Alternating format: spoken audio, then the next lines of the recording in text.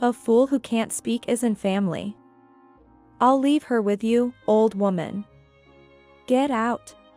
What are you all doing? Pushing aside her son and daughter-in-law who were standing in the way. She hugged her granddaughter, who was holding her cheek in pain, and glared at them. The unrepentant son and daughter-in-law continued to verbally abuse their daughter who couldn't speak. Seeing this, I decided to raise my granddaughter myself and took her home. 10 years later, when we returned to the US from living abroad, my son and daughter-in-law appeared. I've missed you. We're family, right? Let's live together. Please go back, we're not family with fools. I am Dina Hill, a 60-year-old housewife. Having lost my husband a few years ago, I live alone in a spacious house. I considered living with my son Peter and his wife Olivia, but I decided against it. I just don't get along well with my own child and his wife. Besides, I might end up helping out at the pub they run. I can't move like I used to when I was young, and frankly, I'm not good at customer service. Living and working together would only stress us both out. So, I decided it was better not to live together. Even after my husband passed away and I started living alone, Peter never brought up the idea of living together. I was grateful for that. Freed from child rearing and caring for my husband, I thought to enjoy my time alone. But living alone turned out to be lonelier than I expected. Having spent my life doing housework, child rearing, and caregiving, I had no hobbies or friends. I spent my days watching reruns of TV dramas. Even when I tried to adopt new habits, they didn't last long. For me, living such a dull life, the presence of my 2 granddaughters was significant. Sarah, the elder, is 10, and Katie, the younger, is 6. Both are adorable girls. Sarah is a beauty and skilled at charming adults. On the other hand, Katie is a bit slow and quiet. She often feels lonely, being compared to her beautiful and charming sister. I love both of them, but I especially support Katie, because I can see she is disliked by her parents and sister. Every 2 months or so, my son and his wife bring the girls to visit me. Grandma. Sarah would run up innocently. Her clothes are always new, and her long hair is cutely tied. On the other hand, Katie's clothes are worn hand-me-downs from Sarah. Her hair is unkempt and uncut. Katie, who loved to talk and used to chatter a lot when she learned to speak, has recently become quiet. Unlike the smiling Sarah, she now looks downcast and gloomy. After greeting Sarah, I crouched in front of Katie and spoke to her. Welcome, Katie. Thank you for coming. Yeah. I've prepared your favorite snacks today. Let's eat together. Yeah. Grandma, what about my snacks? Of course, I have them for you too. Let's go. As I held hands with my granddaughters, my son and daughter-in-law who had gotten out of the car called out to me. Mom, long time no see. Here's a souvenir. Oh, thank you. Have you both been well? Make yourselves comfortable. Thank you, Mother. I let my son, his wife, and the grandchildren into the house, serving coffee and snacks. My son and his wife only talked to Sarah, ignoring Katie.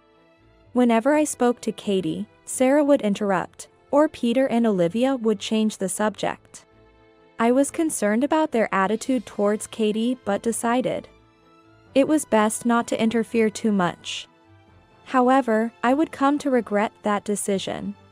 One day, having arranged to visit my son's family, I headed over with their favorite snacks. Just as I was about to ring the doorbell, I heard Peter's angry voice from inside. Don't just stay silent, say something. Shocked, I touched the front door and it opened easily. Without hesitation, I took off my shoes and walked down the hall, realizing the voices were coming from upstairs. It's your fault for not talking at school, making me embarrassed. As I ascended the stairs, the shouting continued, and then I heard a sharp slap. Opening the door to the room, I found Peter, Olivia, and Sarah scolding Katie, who was sitting Siza on the floor. Katie was holding her cheek, looking like she was about to cry, while Sarah waved her hand in pain. "Hey, Katie, your sister hit you, right? Wouldn't it hurt to say a word? A fool who can't speak isn't family. Take her, old woman, and get out." "What are you doing?" Pushing aside her son, daughter-in-law, and Sarah, she hugged Katie, who was sitting on the floor, and glared at them. The three were momentarily shocked, but then regained their composure. "Mom, what are you doing coming in like that? Ring the doorbell before entering." "That's right, Mother. Isn't that rude? The ones being unreasonable are you. How can you surround and yell at a young child like that? Peter, you're a father, aren't you? Aren't you ashamed of mistreating your child? And Sarah, why did you hit your sister?" For the first time, I scolded Sarah loudly. She flinched for a moment and then looked down, mumbling, "But..." Olivia pulled Sarah close and hugged her, then glared at me saying, "Don't blame Sarah." I glared back, not backing down. Defending Sarah after she hit her sister was not the response of a proper mother. Watching this, Peter pointed at me and yelled, "Mom, what are you thinking? Stay away from that idiot. The idiots here are you." Apologize to Katie. Ha! As if I'd apologize. Peter, Olivia, and Sarah showed no remorse and continued to harshly criticize Katie. The girl in my arms was holding onto my clothes, her face empty. Had they always treated her like this? Without thinking, I picked up Katie and declared, "I will raise Katie. I can't leave her here." Leaving the astonished trio behind, I rushed out of the children's room. Peter, who had been standing there for a while, approached me smirking. "Mom, you're a lifesaver." I didn't know what to do with her anymore. As I stood there appalled at my son's words, Olivia appeared behind me. She was holding a small, worn-out carry bag and a backpack. "Here's Katie's stuff. Please take care of the rest." With that, Olivia roughly handed over the belongings. Katie and I looked up at my son and his wife speechlessly. They clearly seemed pleased that Katie was leaving the house. Disgusted, I left the house without saying anything. We returned home in silence, and I helped Katie take off her shoes at the entrance. Suddenly, she sniffled. Looking at Katie's face, I saw her biting her lip and tears streaming down. I hugged Katie and stroked her back, comforting her. "Katie, it's been tough for you, hasn't it? I'm sorry I couldn't help you sooner. It's going to be okay, now. From now on, Grandma is your ally, and I will protect you." From then on, Katie and I started living together. Having been hurt by her parents, she didn't speak. Even a simple good morning seemed impossible for her to say. According to her teachers, she couldn't talk to her classmates or teachers at school. Worried, I took her to the hospital for a checkup. The doctor diagnosed Katie with selective mutism.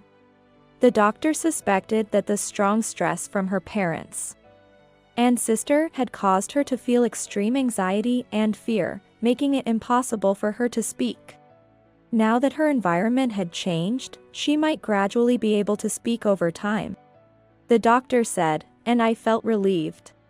On the way home from the hospital, I bought Katie a cute notebook and a pen.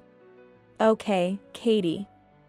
If you have something to tell me or anyone else, write it in this notebook or draw a picture. Then, slowly try to practice saying the written words out loud." As I said this, Katie immediately opened the notebook and began to write something. Watching silently, she showed me the page.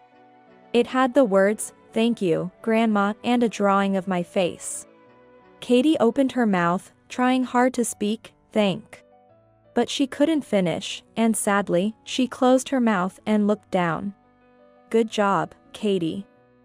Keep it up, little by little. Well done, you get a gold star. As I patted her head, Katie looked up and showed a faint smile. She started using the notebook and pen to communicate at school. Seemingly gaining confidence, she gradually began to speak. And 2 years later, she could talk normally. Grandma, today at school. Katie would come home and excitedly tell me about her day at school. Seeing her so lively and well, I felt truly relieved. Then one day, I went to her school for a parent-teacher meeting. As I entered the classroom, a kind-looking teacher greeted me.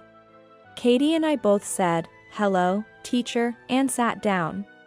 As we talked about Katie's behavior at school and at home, she squirmed shyly. Katie's grades have been improving steadily since last year. Take a look at this. The teacher showed me her report card. The graph had been steadily rising since she started living with me and was now shooting up. I think it's because she's very studious. Recently, she's been buying difficult books and workbooks and studying every day. I said this while patting Katie's head. She had become very diligent in her studies since she started speaking. At home, she would study difficult books, and on test days, she would show me her perfect score answer sheets. I framed all her answer sheets and proudly displayed them. I see. In that case, why don't you have her take an IQ test at the hospital? An IQ test? The teacher responded, Katie might be gifted. She's possibly naturally talented. Katie's intelligence seemed to be beyond that of an adult. The teacher suggested that an IQ test would be suitable for providing her with an appropriate educational environment, given her talents. I promptly took Katie to the hospital for an IQ test.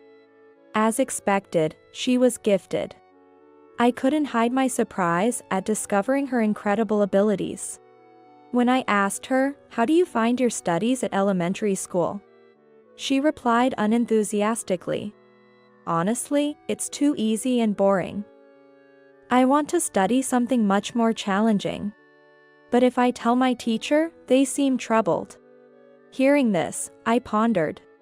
Can Katie receive the education she desires in the US? She probably wants to study at a middle or high school level. But could she, still in elementary school, study at that level? I consulted with my homeroom teacher about this. Then the teacher told me that in the UK, she could receive a good education. It might be possible for Katie to study what she wants if she goes to the UK. By the way, I remembered that my late husband's brother is working in the UK. I hadn't contacted him since he passed away, but he might be able to help. When I contacted him right away, he said he would support us living in the UK. Feeling relieved, I suggested to Katie that she study abroad in the UK. I want to go if I can be with Grandma. But I want to graduate from elementary school with my friends first. Okay, I understand. Grandma will prepare by the time you graduate. Katie smiled relievedly at my response. She created many memories in elementary school and graduated safely. We exchanged contact information, so she can stay in touch with her friends even overseas. I didn't tell my son and his wife about the study abroad. I thought if they knew their kicked-out daughter was gifted, they would come back to use her. Katie quickly adapted to life in the UK and studied in advanced classes. I supported her with all my might.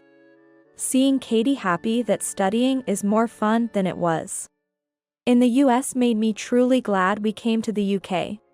Her talent is incredible. A few years after studying in the UK, she entered University of Cambridge to study business. And then she started her own company. Katie is eager to repay her grandmother. But she has already repaid me enough. After all, she has grown up and become a fine adult. Her achievements were covered in the UK news, spread worldwide, and she became famous. Probably, her name is well known in the US too. I wonder what my son and his wife think of her success. I hope they regret the terrible things they did.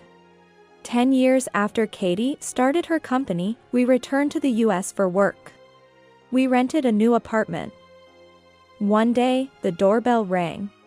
Thinking it was just the neighborhood circular, I opened the door without any caution. "Long time no see, Mom. Have you been well?" "Peter and Olivia. Why are you here?" I shuddered at the sight of the two of them. I had changed my contact information and lived far from the old house. So how did they find this place? Without paying attention to my surprise, Olivia called into the house. "Hey, Katie is here, right?" "Mom. We've come to see you after a long time. What do you want?" "Don't come near her. Don't be so cold, Mom. We are Katie's parents." "Yes, Mom. Katie is here, right? Please let us see her. Don't just enter like that." Before I could stop them, they pushed past me and entered the house. As I tried to hold them back, Katie appeared from the living room. "What's wrong, Grandma?" "What, Katie was surprised by the unexpected visitors. I turned my face away awkwardly. Meanwhile, my son and his wife seemed happy to finally see Katie. "Katie, I wanted to see you. You've grown so much." Katie shook off Olivia's arms, trying to embrace her. "If you want to talk, let's do it in the living room. I'll prepare some coffee, so please wait on the sofa." Katie said coldly and started preparing coffee in the kitchen. My son and his wife sat on the sofa without reservation, telling her one-sidedly about their memories. Worried, I spoke to Katie, but she winked at me to leave it to her. When I sat facing them, they immediately brought up the main issue. The pub run by my son and his wife had closed due to poor management. My niece, Sarah, had become unreachable after getting a job. And now I have no idea where she is or what she's doing. Currently, my son and his wife are living in poverty, uncertain when their savings will run out. "Hey, Katie, can you support us? You left home at 6, but until then, we raised you. Show us some filial piety. Katie, you must have been lonely without us. But from now on, let's live together. Let's make up for lost time and create family memories." I couldn't bear to watch my son and his wife begging Katie, feeling so pitiful and helpless. I don't understand how my own son turned out this way. Where did I go wrong in raising him? While blaming myself, Katie's voice brought me back to reality. "I refuse. Fools are not family. My only family is my grandmother. Please leave." She had an unusually cold smile on her face, unlike any I had seen before. "But, Katie. Wait, please." Despite their pleading to live together, Katie did not yield to my son and his wife. After forcefully ushering them out the door with tearful eyes, she locked it with a click. Through the window, I saw my son and his wife dejectedly walking away, shoulders slumped. "Grandma. What is it? Shall we move out of here?" She said this with a smile. As we talked, it turned out she had secretly been planning to build a house for us to live in together. It was designed to be barrier-free for my sake. "Thank you, Katie." As I thanked her, Katie smiled shyly. A few months later, we moved into our new home. Thanks to the barrier-free design Katie thought of, I am living comfortably. The walls are adorned with memories of our past. There's also the sketchbook and pen we bought when we first started living together. Every time I see them, I am moved to tears. Today, I think I'll cook Katie's favorite meal and wait for her. With that thought, I began cooking in the kitchen.